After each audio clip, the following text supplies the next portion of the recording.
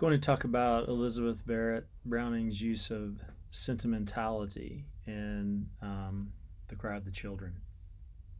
So we have to note that Cry of the Children was a direct response to a recent report of the mistreatment of children in the mines.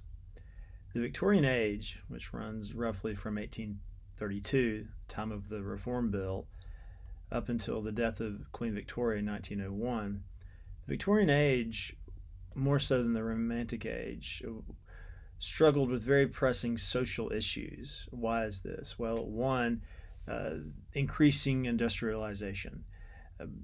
What Wordsworth saw in terms of industrialization was nothing compared to the sorts of factories, in particular coal factories, that sprung up around England in the later part of the 19th century. So industrialization, also urbanization. People flocked to the cities, in particular to London.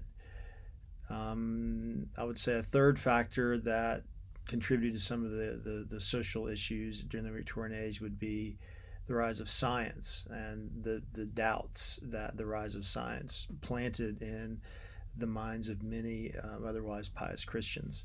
So these three factors, and there are others, these three factors led to what? Well, industrialization led to a lot of suffering. There were no child labor laws, and children would often work 16, 18 hours a day, sometimes down in the mines, never seeing light, die very young, suffer all sorts of diseases very young. We can't imagine, given our standards of the way children are treated, the cruelty under which these children lived.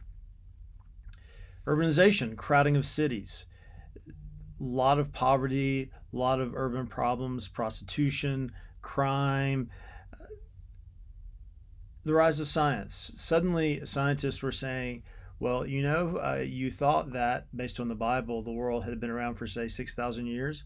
Well, we've seen fossils that show that the world's been around for millions and millions of years. And we can look up into the sky, into the heavens, and look at the stars and get a sense that the skies have been evolving for millions and millions of years.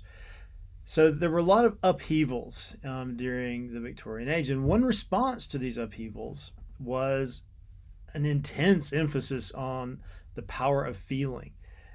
There was a dehumanization at work. People working in factories are basically extensions of factories. People in overcrowded cities basically lack any kind of agency to forge their own destiny. People who believe that there are iron laws in control of the universe, and a universe without a loving God, also feel dehumanized. So one way to push against dehumanization, obviously, is to say, no, I am a human, and you know what makes me human? I feel. And the more strongly I feel, the more human I am. So sentimentality plays a major role, not only in someone like Elizabeth Barrett Browning in The Cry of the Children, but also if you look at Dickens. All through Dickens' fiction, you see sentimentality. You see children suffering, as in Oliver Twist. You see children dying, Little Nell in The Old Curiosity Shop. It's as if Dickens knows if he shows us a child suffering, we will immediately, as readers, feel sad and weepy. And that would be a mark not of our maudlin nature, but a mark of our humanity. Now, I want to make a distinction here between sentiment and sentimentality. So sentiment is a word that really came into being in the 18th century when several philosophers in the UK came up with this idea of the moral sentiment. The idea being that we at birth are downloaded, as it were, with a kind of ability to feel what is right and what is wrong. So it's my sentiment, my ability to feel your pain when you suffer, for instance, that makes me a moral person. Now, connected to this was a new kind of novel in the 18th century, the novel of sensibility. We can think of Sterne's Tristram Shandy. We can think of Mackenzie's A Man of Feeling. These are novels that show a hero as a man who can feel the most. You see lots of weeping, lots of wailing, lots of just what we would see as kind of overly, I guess, hyperbolic feeling. But this again was not a mark of just, oh my gosh, I can feel a lot. It was a mark of, oh, look at how human I am. Look at how humane I am. Look at how moral I am. When Wordsworth writes about emotion in Tintern Abbey, in his preface to Lyrical Ballads, Tintern Abbey's in there, last poem in that collection. When he writes about emotion, poetry is a spontaneous overflow of powerful feeling. Poetry is emotion recollected in tranquility. He's talking about emotion in this way, in this context. He, like Sterne, he, like Mackenzie, was rebelling against 18th century rationalism. Rationalism had not served humanity well, Wordsworth thought, as did others. And ultimately, feeling is what allows us to connect to other people. Feeling is what makes us moral agents. Now, by the time we get to the Victorian age, not too long after Wordsworth, I mean, Wordsworth lives till 1850, he lives pretty deeply into the Victorian age. Of course, he's not writing really significant poetry, really much after 1805, some might say. By the time we get to the Victorian age, this idea of sentiment has evolved into what I would call sentimentality. Now, what's the difference? If sentiment is an authentic feeling that makes me alert to the suffering of others and instills in me moral action, sentimentality is more performative. It's more a rhetorical figure. It's more a set of predictable behaviors that I might use to get a rise out of you. So if I'm writing a novel and I show an animal being beaten, I know that will pull on your heartstrings, to use the cliche. Or if I show you a child dying at great length, I know that will pull on your heartstrings. So sentimentality is more performative, more rhetorical, and ultimately sentimentality is not particular feeling addressed to particular events.